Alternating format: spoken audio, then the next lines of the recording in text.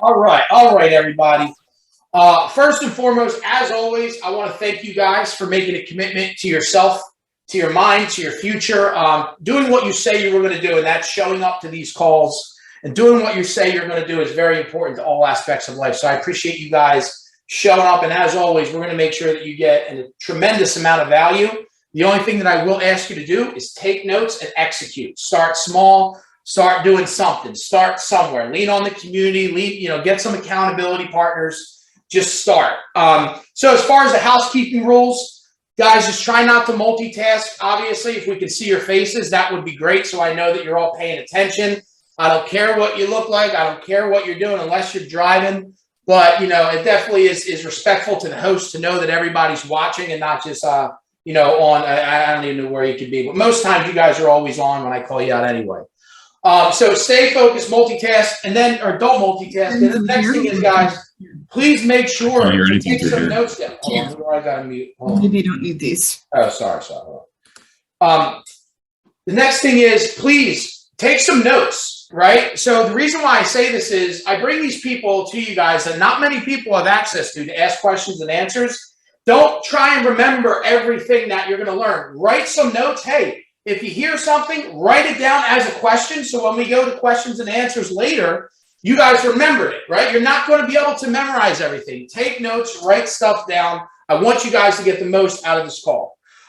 Next, I always like to prime your mind with what to expect out of this call, right? I always want you to show up saying to yourself, I'm going to take one thing out of this. I'm going to find the money seed of this call, right? And like I always tell you guys, what you look for, you will find, right? So these are a few things that I can tell you guys what you can expect from this call. As always, motivation, right? You will get motivation. You will get inspired, but we all know that that's not enough, right? Motivation, inspiration always fades out, but that's one thing that you will get. Extreme examples of perseverance, right? Now, his background is in real estate and some other things when you hear his story, but I want you to understand, even if you are not in real estate, this still has everything to do with your professional career. Just change the word from real estate to whatever you do, right? So that's the one way I want, because sometimes you can show up to this, this is real estate. Why do I need to pay attention to this? Well, you're going to understand why you need to pay attention and why it's important to your family's future and your future. But I also want you to relate everything that you're hearing to your own business, right? So perseverance, thinking big. Right? This is another story of somebody who didn't start off, where most people would probably assume. But at some point to get to these levels, you have to think massive, right? And this is the reason why he has massive results. So you're going to learn more about thinking big, no matter where you think you're at in life and you can't do a certain thing, you're going to get another testimony on that. The next thing is you're going to learn is why real estate investing. For yourself and for your family's future. So you're going to learn why that's important for you also, especially when you guys grow your company and have capital to invest. And then one of the last things, you'll probably get some more stuff, is tactics on how to build passive income through real estate also. I also know that Steve also has an amazing partner. So some of you either have partners or maybe thinking about having a partner. So I'm sure he can share some light on his journey of, taking on a partner and how it's really blessed him. So with that being said, I'm going to shut my mouth. We're at 9:08 and I'm going to introduce Steve, Steve LLoyd. So a little background on Steve. I've followed him for a long time.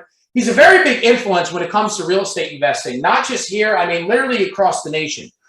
Some of you guys know, I've been a part of what is called the Breakthrough Mastermind, and some of the speakers that I met at the Breakthrough Mastermind are some of the most successful people in the country, and they were guest speakers here. Well, Steve was actually part of the Breakthrough Mastermind, also spoke at there, and just some of the biggest entrepreneurs. And he was a contributor of a book with the Darren Hardys, the Les Browns, on success hacks. And, he's built a portfolio of literally investing and purchasing hundreds of millions of dollars in real estate, and you'd be surprised where he started from. So lastly, he is just an amazing human being, right? And I'll give you an example. I remember a couple of years ago, I possibly maybe met Steve one time in person. And I remember I just reached out because I always tell you guys to ask for help, right? You do it the right way, but I always tell you guys to ask. No matter what, ask for help.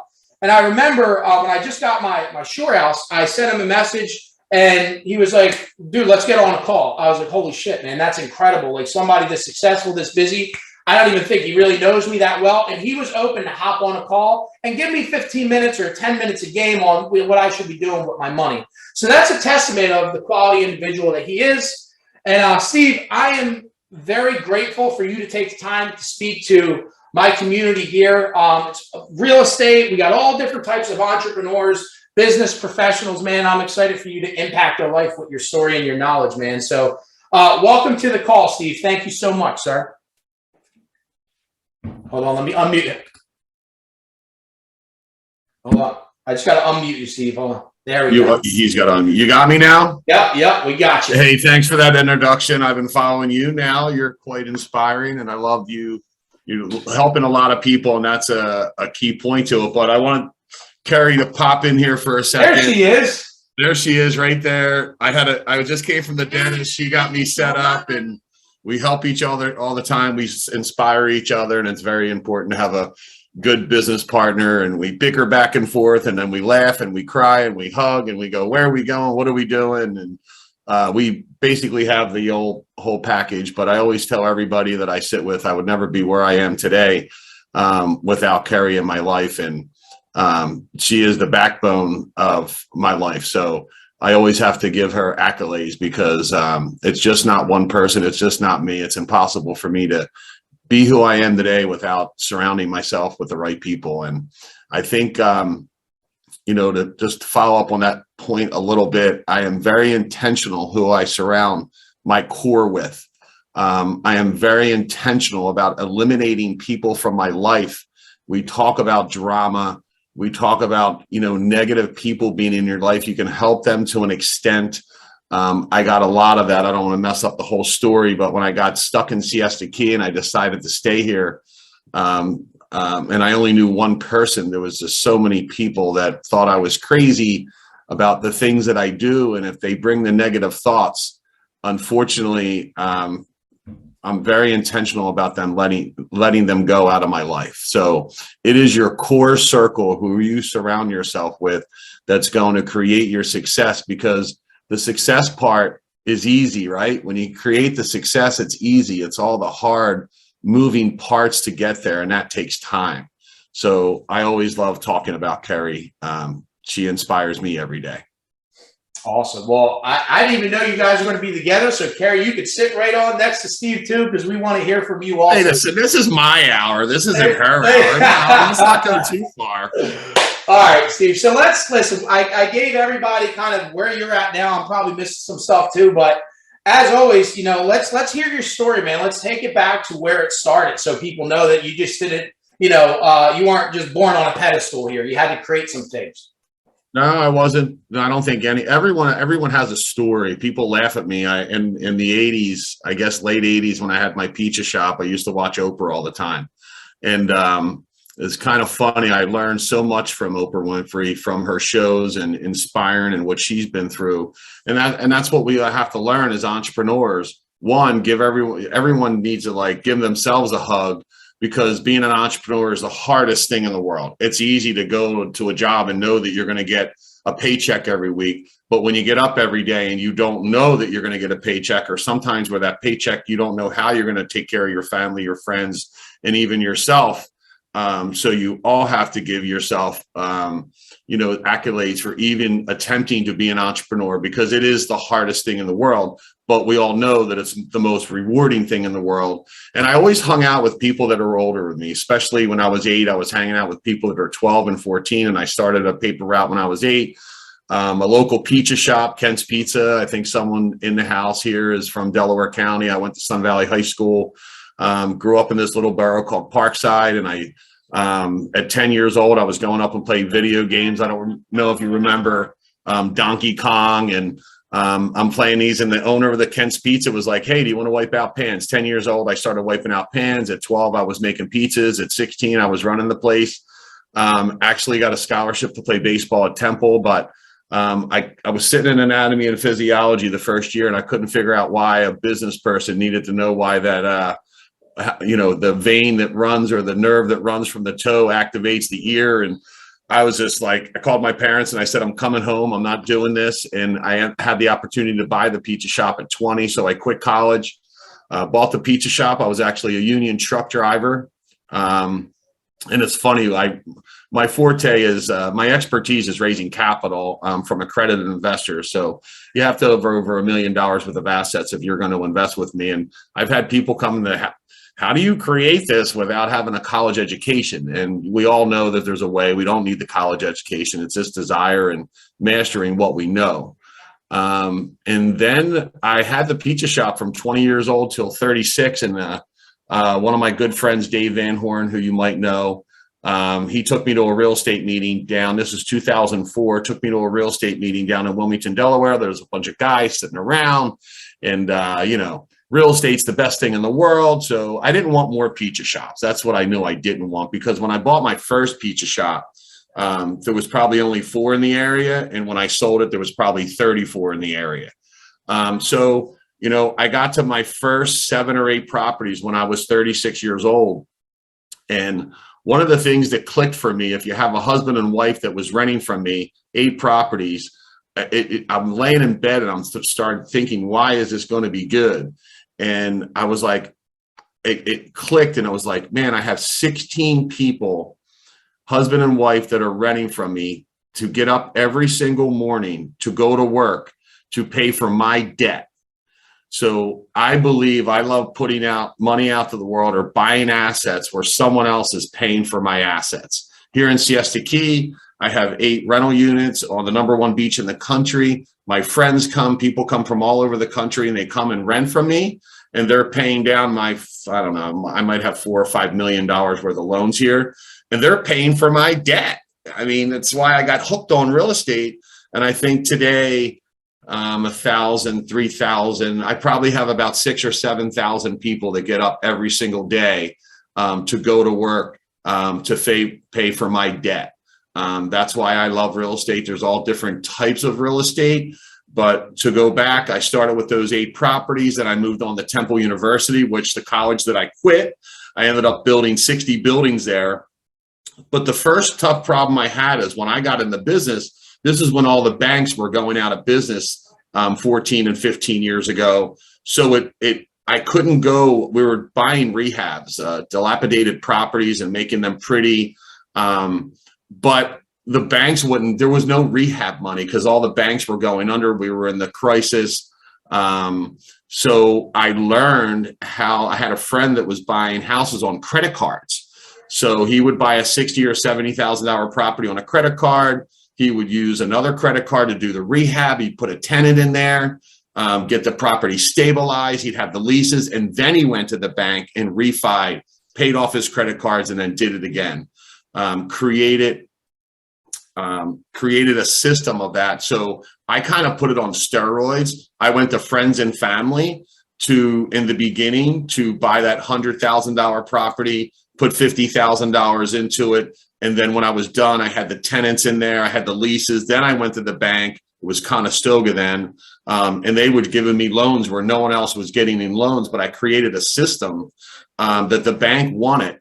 And what I usually do is, if you're in real estate or you're going for business loans, if you're going into the bank or you're going to people to fund your company, you have to be prepared. At the end of the meeting, if you go in there empty-handed, they're going to tell you to go home and get your financials together, get your rental reports, get your QuickBooks, your P&Ls, your assets together. So I always like to be prepared, and I like to ask the banks, this is very important, ask the banks what they need or what I need to look like for them to give you a loan. A lot of people go in and go, this is what I need from your bank. This is what I'm trying to get to. Go into the bank. 1, be prepared with all your financials, because when you leave that bank and you email them within an hour or 2, they're going to know that you got your shit together. 2, I just did it. I'm going for a loan on Lido Key. I talked to a banker a month ago. What do you want me to look like? Now, this property came up really quick, but being prepared a couple months before you go to the bank, because the bank's going to look for 2 or 3 or 4 months worth of bank statements. So you want to be set up and be strong going into the bank. But the most important thing is figure out what the bank wants you to look like instead of what you want that bank to look like. So then I built, probably a $20 million portfolio at Temple University. I had 2 other partners at that time. Unfortunately, a very bad experience with one of the partners. I can only say so much, but they were my investors. I was the one that was raising capital. Some bad things happened, and I was stuck with all the investor debt. And I woke up one morning and our partnership separated. It wasn't good, and I was stuck with $2.5 million worth of debt, and literally my life just went in a spiral. I had a house in Wildwood, New Jersey. I can tell you that summer, I still remember laying in bed. It's crazy emotional. I get emotional. It's still there to this day, that pain of not being able to get out of bed. I'm telling you, for 3 months, I was paralyzed. When you're in that kind of debt, one, it's already hard to turn a profit being an entrepreneur. But then to go, okay, I got to turn a profit, and then I got to pay back $2.5 million worth of debt to my investors. But at that time, Carrie and I were working together, and she just said, look, this is what we're going to do. We're going to get our act back together. We're going to take one bite out of the elephant. So a lot of people try to, when they have a problem, they try to conquer the whole problem. And what we did was, that was our words: take one bite out of the elephant every day until we got back on our feet. And what was really cool, the hard part is I went to my investors. They were really cool. They were I told them the story. They accepted it. They're like, we believe you, Steve. I went to the bank and I told them that I was going to default. And what did I do? I was honest with everybody. I told my investors that I was not going to be able to pay them. I answered their phone calls. I called them. I was proactive. I called them. There was only 10 or 15 then to make up that $2.5, $3 million worth of debt. I called a couple banks that I had loans on, and they said, I'm defaulting. But it was amazing. There was a guy named Kevin, and I promise you, this was literally 3 weeks from at the end of the month, where I had no more money left, credit card debt, because I was running credit card debt to pay for those interest payments. And this guy, Kevin, called me, and he was a previous investor of mine about a year before. And he had just sold. He called me and asked me to go to lunch. So I go to lunch with him. He wanted to invest more money. He just sold his company for 13 million.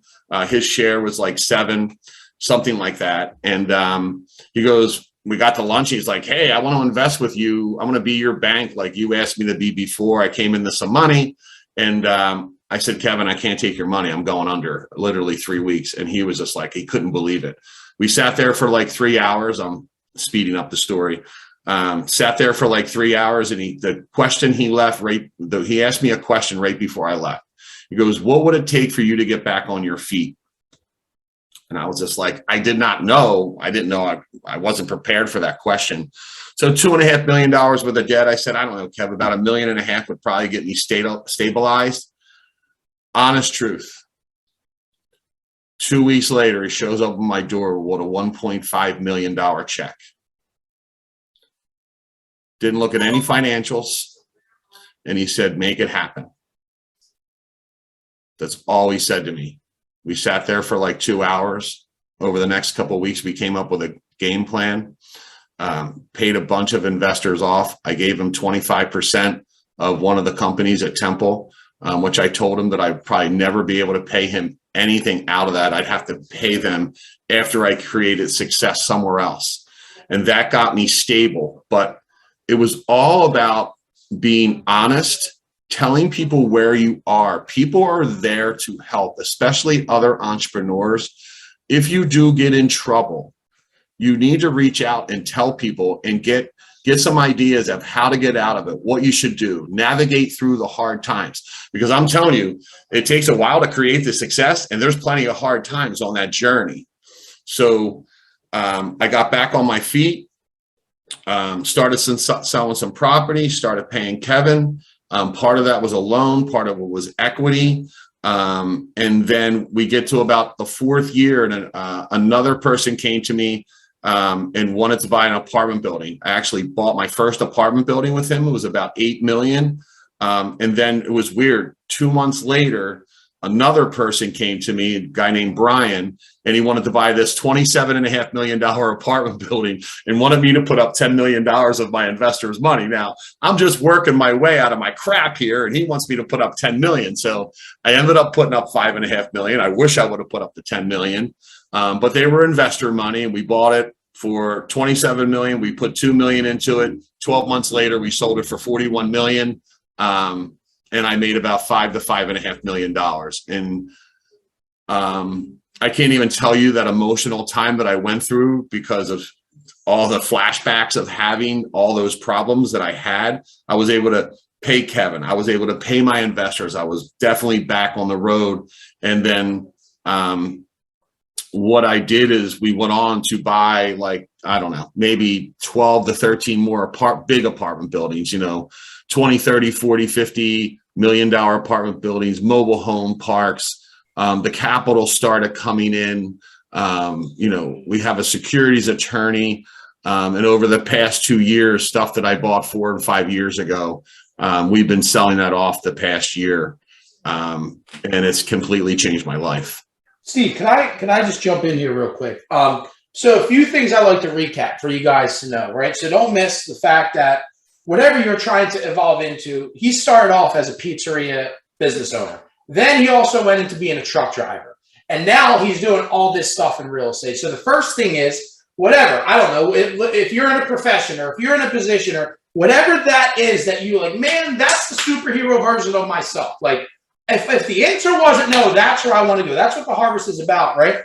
I want you to understand, look where he got to from where he started. So if you then follow up like most people with a limiting belief, oh, that's not me, I can't do that, this is where I came from. Immediately smash that shit right now because you have an example that you need to change that mindset. It's just up to you to get out of your own way. That's the first thing I want to share. The second thing is we talk about perseverance. Right now, whether it's a real estate deal, whether it's you trying to expand your company, it brings me back to when I was at a real estate investors event, a partner of mine, Brandon, he said this one thing. He's like, man, he was like, I knew what I wanted and I did whatever it took to get it, right? So he said, listen, man, I bought my first house when I was 21. I went to the bank and schmoozed the shit out of them and they gave me a loan, right? He goes, I didn't care. I did whatever it took to get the money. Right? So whatever it is, if it's in a business loan that you need to expand your company, or maybe you want to get, whatever that is, just know, right? Take what Steve just said. And I'm like, dude, that line could be a $1 billion line for you. What do I need to look like for you to fund my idea, my business, my deal, right? So go to those small banks, be honest, and keep asking until you get it, right? It's always out there. You just have to not be afraid to hear no, and do whatever it takes to get the money. So I just wanted to make sure that, you guys are catching these lessons, whether it's in real estate or whatever it is to fund your business, to get to that next level. I want you guys not to miss these lessons because so many times we get in our own way of the negative self-talk, the limiting beliefs, the enemy that wants to get on you, to talk you out of things that places you should be doing. You can find the money. Be honest, have a plan, and lastly, ask for help. Whatever it is, you're in this community, ask the community, hey, does anybody know a contact? Right? I'm doing a deal right now. Somebody gave me this idea. Dude, you probably want to go to a local bank. They will be more likely to lend in that area. Oh, thanks for your help. Boom, I'm going to that local bank. I had 2 investors last minute bail out on me. Now I got another one. Why? Because I'm persistent. I know what I got, and I will do whatever it takes to get it funded. A lot of people will not do whatever it takes. So I want you guys to pound these lessons in your head because there is another level that you deep down want to get to. Don't lie to yourself, right? And these are the lessons, the stuff that you're learning right now are what's going to take you to that next level. So I don't want you guys to miss these things. And I always like to recap as we go through phases of these speakers. So Steve, I didn't mean to interrupt. Hopefully I didn't kill your flow, but I just Devin, let me go back because so many people talk in my position about the success part. I need to help you create that success. And some of the things I'm going to say might not work for you, but what I've learned, right? When I bought that $27.5 million apartment building, I was huge in network marketing. That kind of bailed me out and gave me some pay. I was part of a company called Stream. The man that owned that lived next to Mark Cuban. He used to live next to Mark Cuban. So a very powerful, very wealthy man. I showed him that apartment building in Georgia, Clifton Glen. I showed him all the financials. He told me not to buy that deal. Now, here's a guy who I looked up to, who sold a company for over 300 million. His father was on the Forbes 500. Lived next to Mark Cuban. How do I not listen to this guy? I got to listen to this guy, right? Well, guess what? I ended up not listening to him. So I want you to be very careful of other people's opinions about what you want to do. It comes down to your belief. My belief was I believed in Brian, who brought me that deal, that we could do it. And in not saying that that person was right or wrong, I'm just saying, the point is, don't listen to everybody outside of your circle or even in your circle to stop your belief. Because the only reason I got to where I am is having belief within myself that we were going to create something good there. So be very careful being an entrepreneur of listening to other people's opinions. Partners, different topic. A lot of people starting out as entrepreneurs, it cracks me up when I watch Shark Tank and they go, oh, I'll only give you 3% of the company or 5% of the company. I think it's complete bullshit. When I got to Temple, I was only qualified to get so many loans.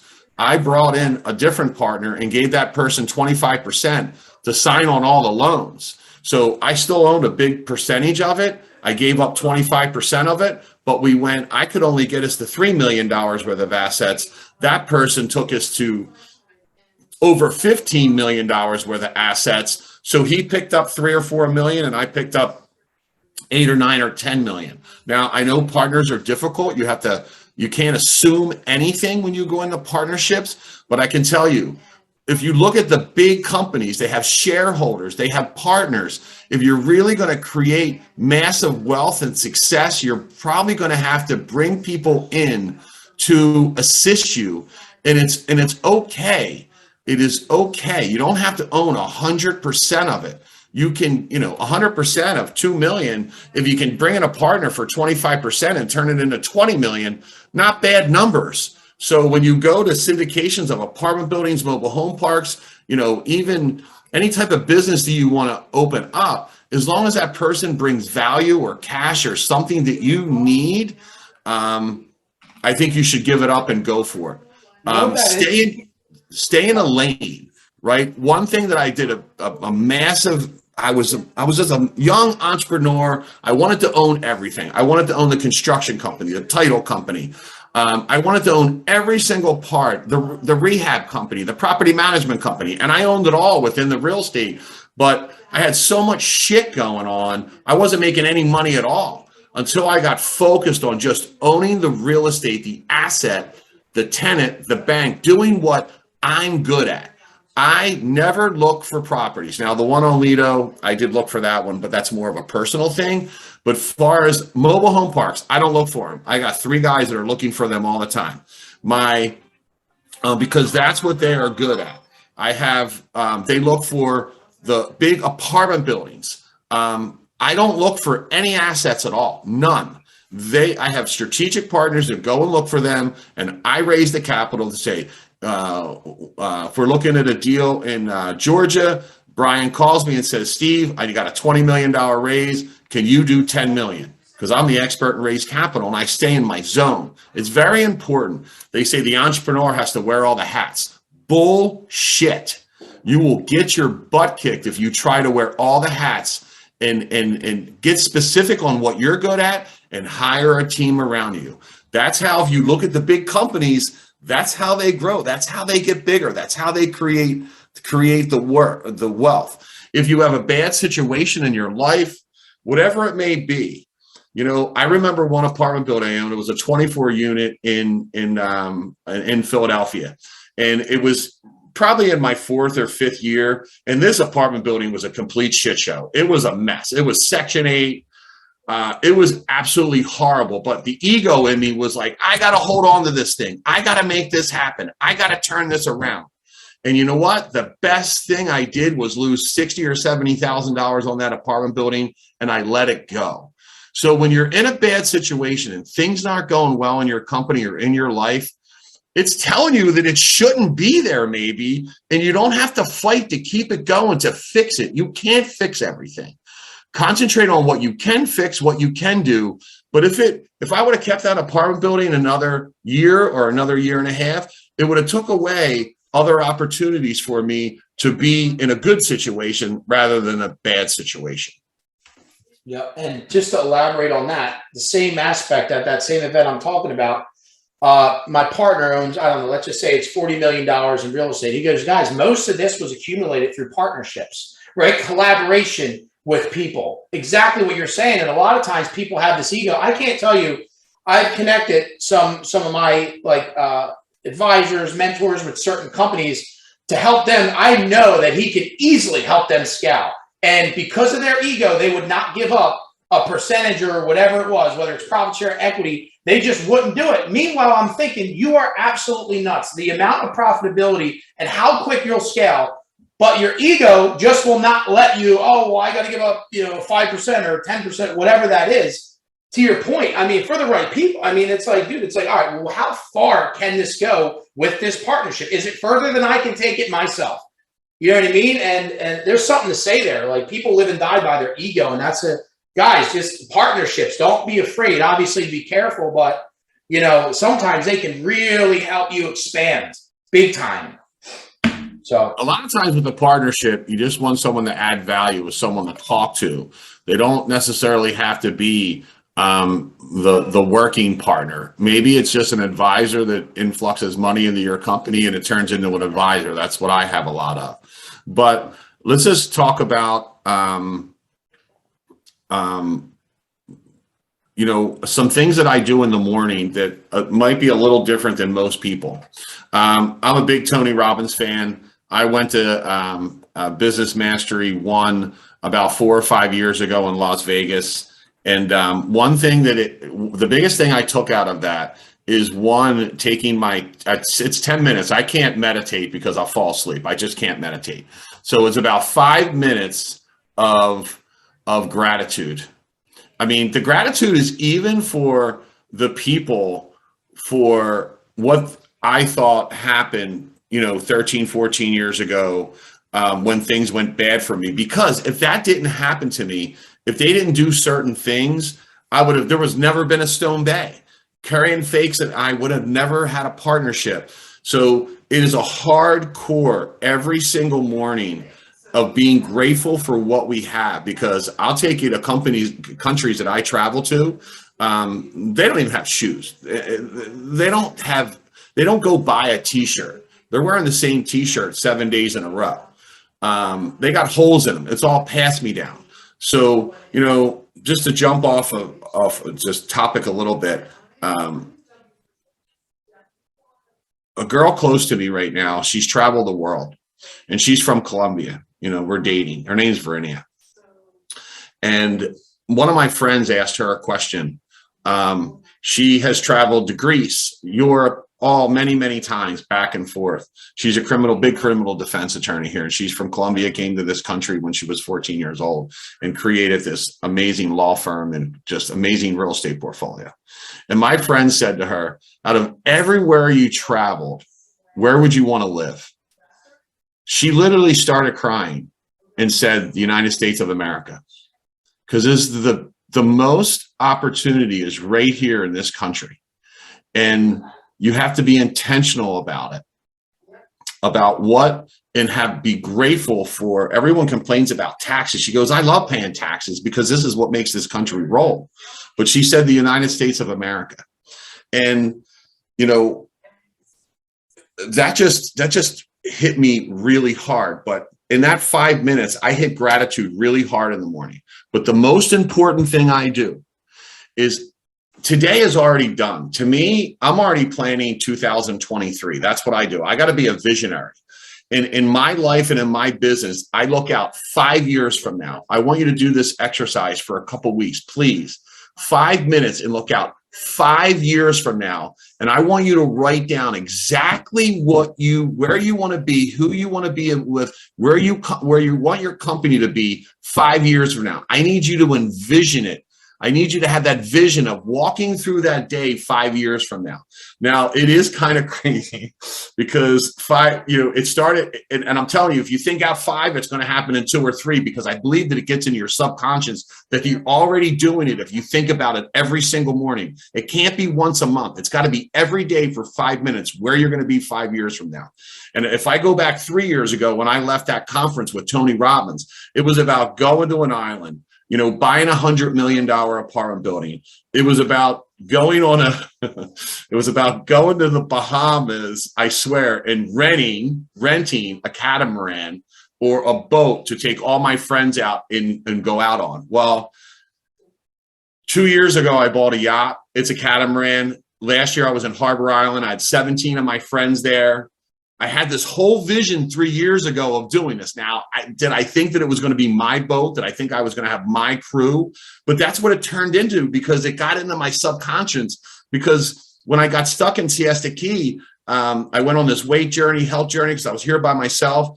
And then all of a sudden, I'm living in this. I never thought I'd live on an island. And then all of a sudden, I'm like, I'm going to go buy a boat, which I've never owned a boat before in my life. I didn't even own a rowboat. And I saw an ad for the Fort Lauderdale boat show. And I'm like, grab my friend. I said, we're going to buy a boat. I didn't know that it was going to be a $2 million yacht. But when we got there, I'm like, I'm going to live on that thing. And here you go again. I had friends call me, go, what are you, an idiot? You don't know anything. The engine's going to break. The engine breaks. You fix it. You're paying for a lifestyle. You're not paying for the engine. But it's so, so important to know where you want to be and what you're going to be doing, and actually put yourself through the motions every morning of living that lifestyle, what your company wants, you want your company to look like 5 years from now. And I promise you, if you do that every single morning, it's going to get in your subconscious, and it's going to be like you already have it. But it kind of I took the next level, and then I actually just started doing it because I thought I was supposed to be. I thought it was my life. So I don't know if you can comprehend that, but I believe that's one of my greatest successes is what I do, that preparation in the morning of the gratitude and where I'm going to be 5 years from now. Because you can't, the next month's done. The next 3 months is done. Whatever you're doing today or the last 3 months, you've gone out 3 or 4 months. Well, you got to put it in the next year, the year after, and 5 years from now. I promise you it works. Steve, this exercise, right? And I want to elaborate on this because there's probably a lot of people on this call. You know what? I've heard that before. There's no way that can work. And a lot of these guest speakers that I brought on are a testament. Well, it didn't work because they didn't do it. Exactly. Right. So, and man, I got some crazy stuff the way God's working in my life that I envisioned, years ago. I posted about, and if it all works out, it's just another testament. But my question to you is, Steve, when you think 5 years out, and this is for everybody, right? Did you feel like, hey, no, you know what? That's too big of a dream? Or what did you tell yourself so you dream the biggest you could possibly dream without having that fear of, oh, that's too big. You know what I mean? Because what you dreamed about was huge, that most people wouldn't have the courage and faith to even think to dream of something that big, and you hit it. So did you go through that type of Devin, I don't go sit here and go, I'm going to dream like super big and I'm going to buy an island. I don't really think about that way. I think about what's going to make me happy in my life. So I know we say, and everyone says it, think big, think amazing, think all this crazy stuff. No, simple it down and go, what is going to make you really happy in what you're doing and what your company will look like 5 years from now?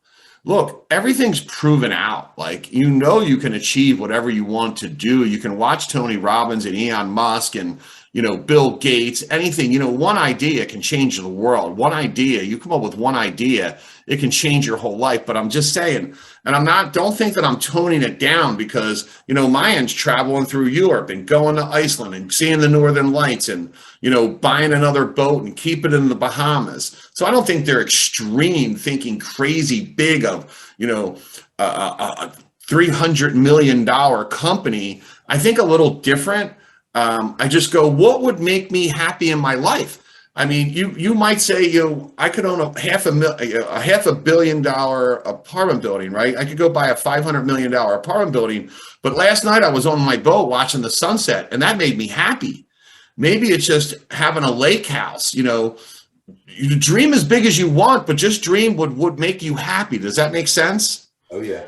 Yep, absolutely. Right. Just, as you get older, I don't know what our age group is here, but it changes. Like tomorrow or today, write your book, write your life story from today until the day you die. Write everything in it that you want to happen in your life. And you can change your story as it goes along. But if you don't have the map, you're never going to make it. And people go, well, that doesn't work. I'm like, well, did you write it all down? No, because I don't think it's going to work. Well, if you listen to people that have created success, you got to have a plan. You have to write it down. You have to look at the plan, not every month, not every 3 months, not every 6 months. You got to look at that plan for 5 minutes every single day. I'm telling you, I had a sheet of paper underneath my computer when I had those hard times, and it listed my expenses, and it lists on the right hand, it listed my assets and my cash flow.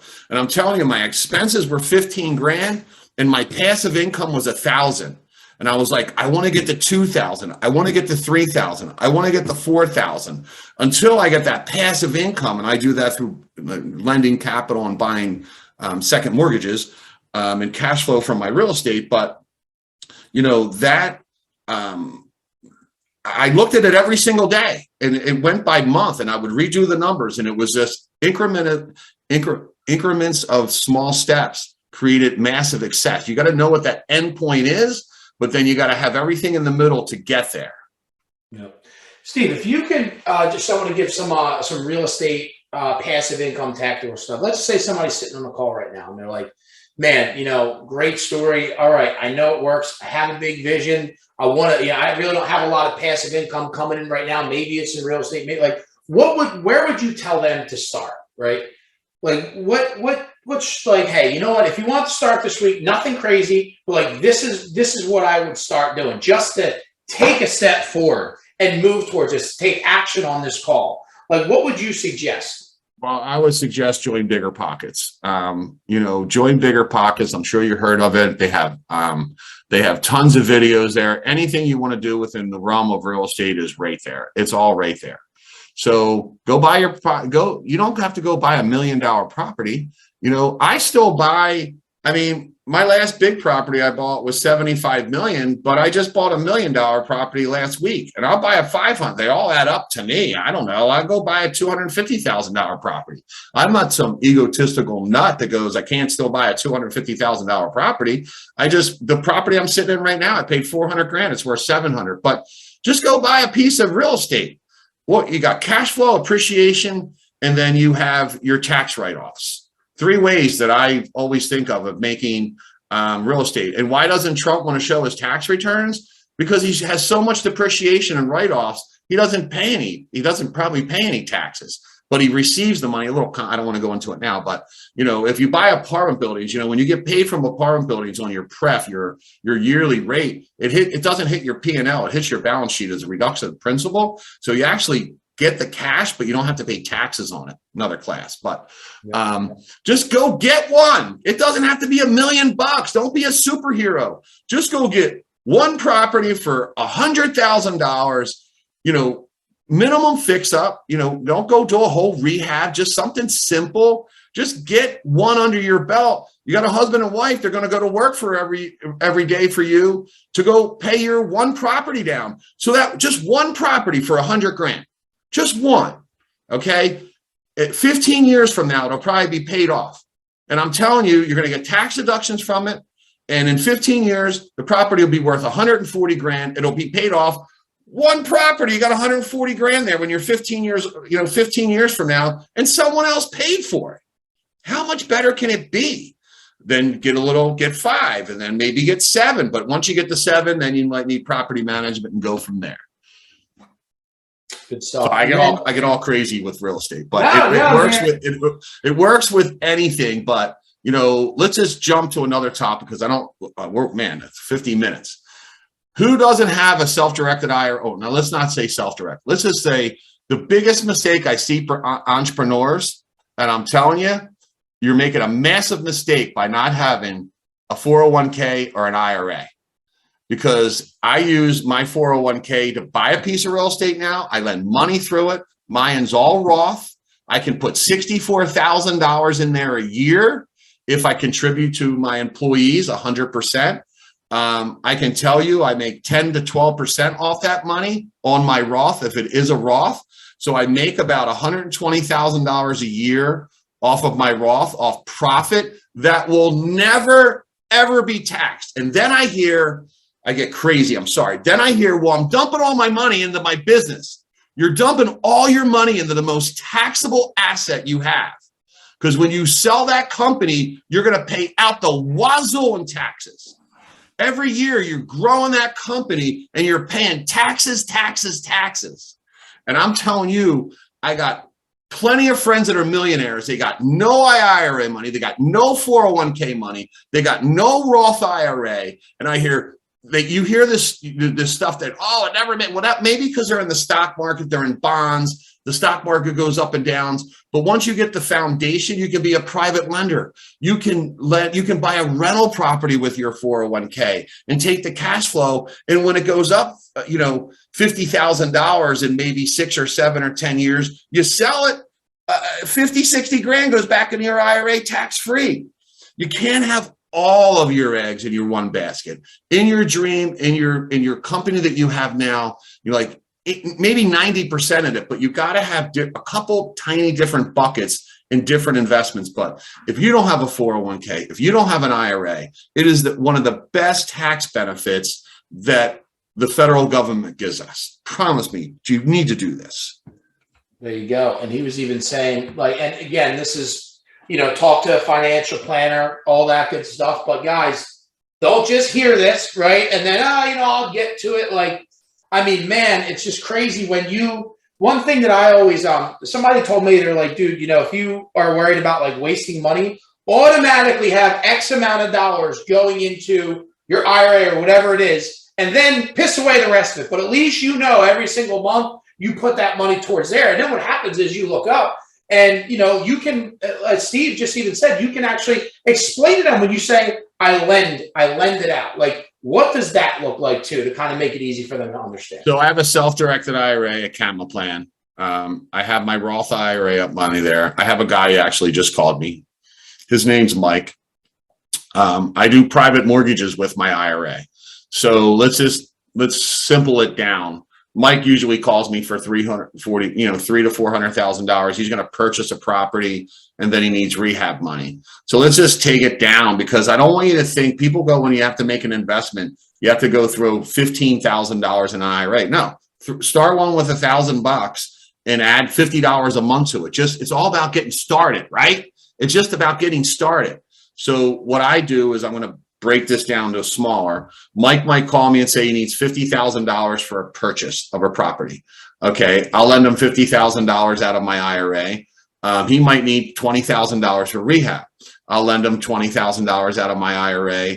I charge 3 points and 12%. I know it's like 15%, but it is what it is. It's like 6 to 9 month money, or it could be for a year. He takes that money, but I take a lien to the property. I take a first mortgage. I get personal guarantees. The wife has to sign personal guarantees. There's reasons for that. I get named on the insurance policy, and you won't get in trouble if you stay at like 65% loan the value of the after repair value. So if he's going to go buy, if the after repair value is going to be $100,000 when he's done that property, I'll lend him up to $60,000 to $65,000. And you're the bank, right? You ever walk into a bank? Well, they might not do this, but people come to me and they ask me for $1 million, and the after repair value might be 1.2. Well, I'll say, look, I'll give you $700,000 for this deal, but I'm not giving you up to 80% loan to value. I'll give you $700,000. You go find the other $300,000. That's not my problem.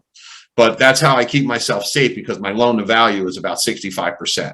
So when you go, if you just have a normal 401k or IRAs and you have to be in equities, Vanguard, blah, blah, blah, you might have to get started there. But eventually you want to move it over to a self-directed IRA company where you can self-direct it and invest in pretty much whatever you want to do. It's pretty awesome.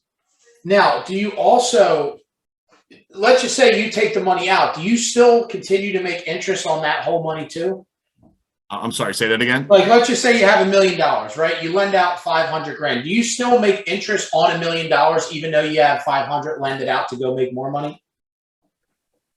Well, I think if I lend out 500,000, I leave 500,000 in my common account.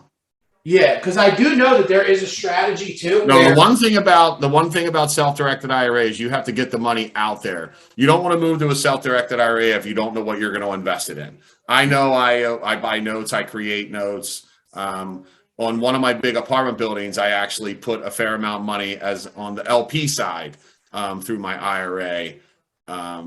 So no, when you go eventually go self-directed, you need to know where to direct it to. You don't want to put in a self-directed IRA and sit in. You're not doing that to do the stock market. Not sure if I answered your question. Yeah, that's fine. And I don't want to lose anybody as far as because this can get very very detailed. But for the most part, guys, I just want to plant seeds in your mind to listen. We're talking about passive income, right? Income that you earn money while you sleep. This is very important. This is legacy for your family, right? These are assets for your future family. So do not just disregard this. It's worth looking into. He just said Bigger Pockets podcast. Whatever. Yeah, there's a book, The Banker's Code. The Banker's Code by George Anton. It's a great book to learn how to leverage your capital. You just said the word. I every once in a while I hear Vanderchuck going, there is no such thing as passive income. Rah! Well, I think that's bullshit, because I can tell you that when I lend somebody $200,000 to an asset, they're doing all the work. All I did was go to the bank, create the paperwork, and send the wire. Now, if they don't pay me and I have to foreclose, then I have work to do. But I probably have 30, 40 notes out there right now, and I just get paid every month. But that's a little bit more advanced. Got it. But if people have money in their IRA or regular money and that's what I'm an expert in, creating the notes. If you want to lend somebody money, you need help with that, IM me through Facebook or something. If you're ready to go, or you think if you learn it, you're ready to go, I'm willing to jump in and help you a little bit and direct you a little bit. And I also, as always, guys, connect, support, share the call, support our guests, connect with them, because I just want to give you guys kind of something to embed in your subconscious, right? If you ever give yourself limiting beliefs, or, you're afraid of a big vision that you have, connect with Steve. And then whenever you see him post with friends on the yacht, just know that he started off making pizzas. Right. And look where he allowed his mind to go and what he manifested and took action on. And it will just be a reminder for you every day to continue to chase after whatever, and like he said, it doesn't have to be hey, I want to build rockets that send to the moon. But whatever that big vision is for your life, that is success, true fulfillment, holistic success for you. Follow him. And when you see his post, it's just a trigger. Yo, let's go. Let's get back. Let's get my mindset right. I can do it. It's just a reminder. So I always want you guys to add these hacks into your life. So even when you're not on the call, when you're out in the field, we can still impact you and keep you guys going at a high level. Do you guys have any questions? Hey, Devin, try to get everyone to stop thinking. Here's where I think from my gut. Because your mind will completely screw you up. You have so many thoughts in a day about things you want to do, right? Your mind goes, how many times do we think about things all day? You sit there and stare and you think, and it just drives me nuts, right? And I want you to just try to practice to think with your heart, your soul, think with your gut, whether you should make a decision or not, especially when your gut tells you everything, right? Your gut gives you the awareness when you're walking down the street or you feel uncomfortable. You have a gut feeling. Well, start thinking with your gut, with your thoughts, whether you should do something or not. To me, my gut tells me everything. A lot of times when I think too much, it completely screws me up.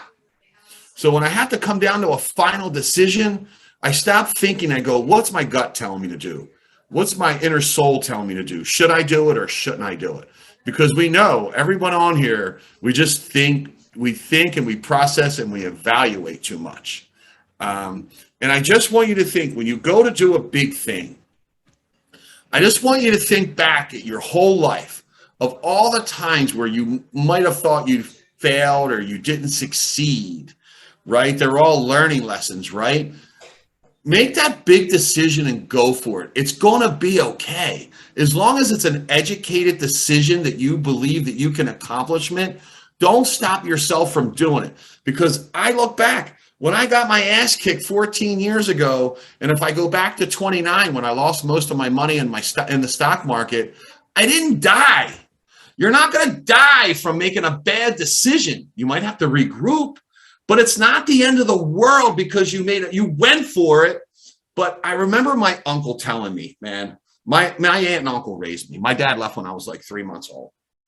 And 3 weeks before my uncle died, and these were simple people, man. These were simple people. You get a burger, you eat a burger. There's no ketchup, no mustard. These people were simple, right? So 3 weeks before he died, he goes, now we had an Aries K car and a 72 Buick when I was young, right?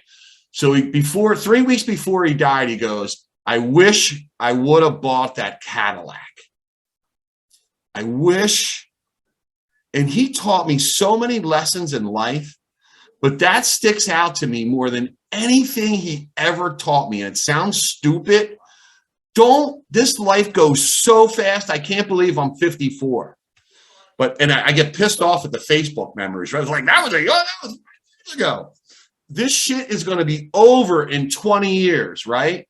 15, 20, 30 years for us. And it's going to go like that. You hear it. Don't live with regrets. Take the shot. You don't want to be at that last year of your life and go, I should have did this. I could have. I should have. I'm going to keep pushing this stuff for me. I've got the island. I got the boat. What's next? I'm going to Europe. I'm going to take an attempt to do this. I'm going to create this. What's the next thing I want to create? I'm going to do it because, man, that stuck out to me. I wish I would have, I wish I would have bought that Cadillac. And I'm telling you, when you get to that judgment day, right? You don't want to say, I wish I could have did this, because you're the one. No one's going to pay your bills for you. You got to make the decisions on what you want, and you got to make this shit happen. When I got in trouble 14 years ago, and I was late on my mortgages, and couldn't pay none of my friends were like, oh, we'll help you pay your credit card bills. We'll help you pay your mortgage payment. My best friend was nowhere to be found. Steve, who? You're in trouble? You're going under? Call me in a year when you get out of your shit. Only you can make this happen. Believe in yourself. Conquer. Give it all you can within balance, right? Trust your gut.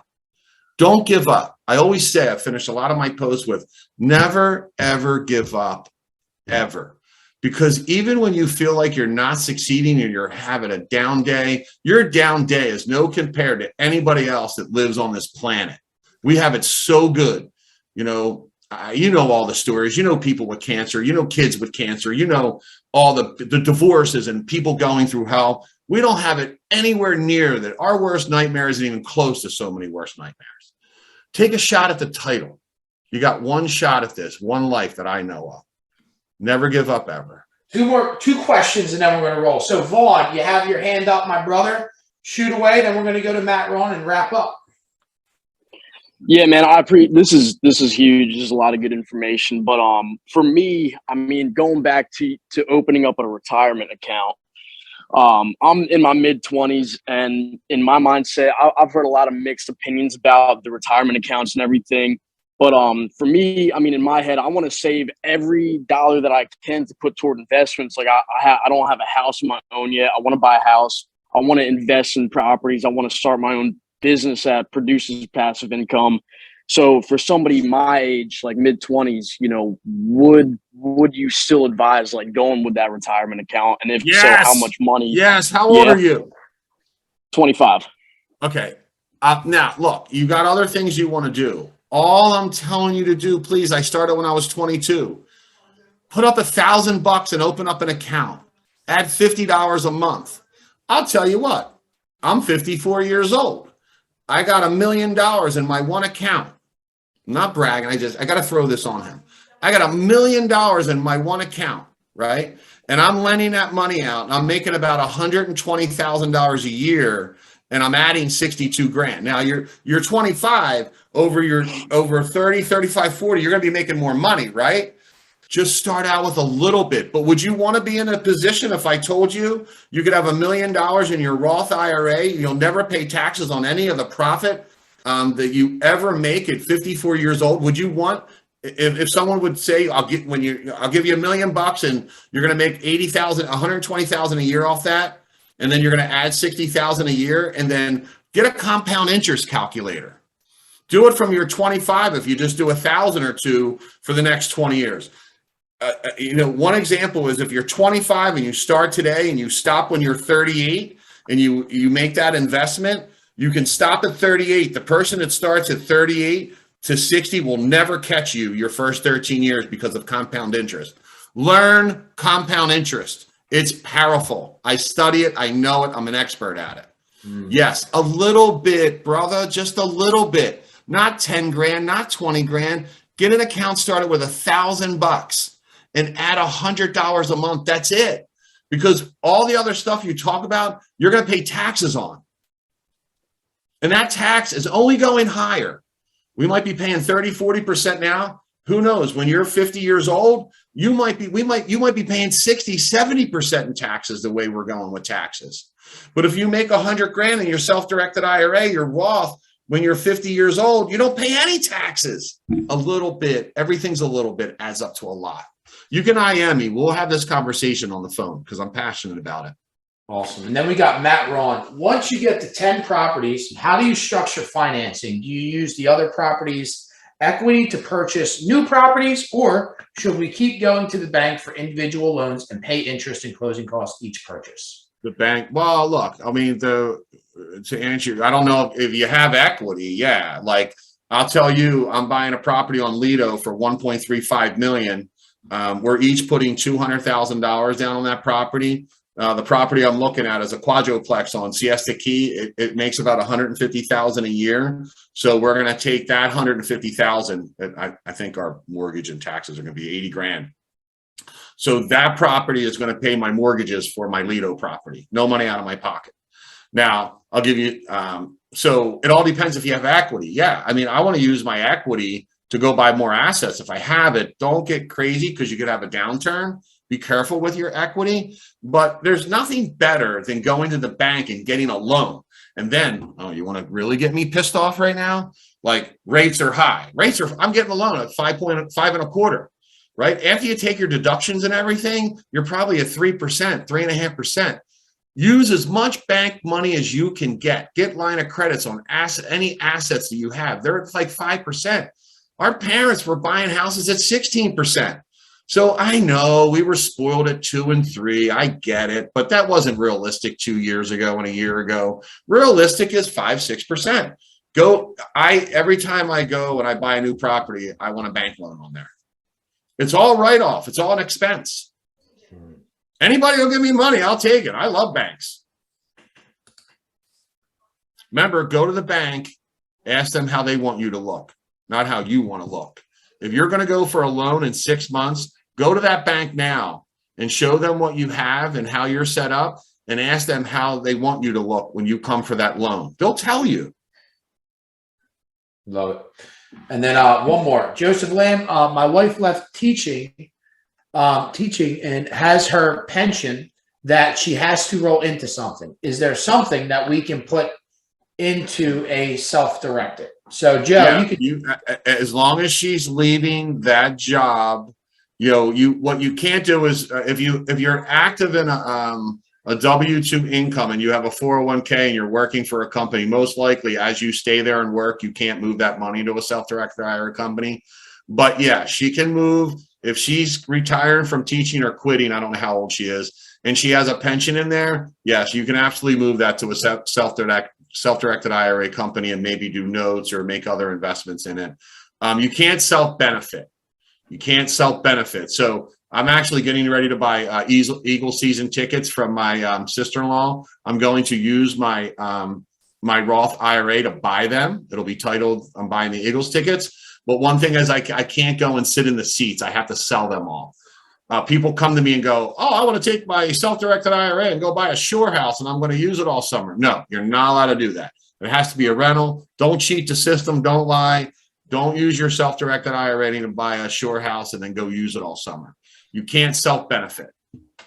Gotcha. All right, guys. Well, listen, this is an incredible amount of information that if you just start and execute this stuff, this is all part of wealth building. I don't know about you, but I want to build massive wealth and pay less taxes, right? And there's obviously more education that you need to do, right? You know, invest in yourself, get on podcasts, follow Steve, read books, but at least this planted seeds in your mind to really, you know, leave a legacy that outlives you. Like when I pass away, I want my kids, right, to have something left behind for me. And the money's out there. You just got to go out there and get it. So, Steve, thank you so much, man. This was a great call, $1 billion call right now, not only for the professional wealth building, but also on the personal side too, man. You have a great story, guys. Remember this and use it as ammunition for yourself to take into every day of battle and perform at your absolute highest levels every single day.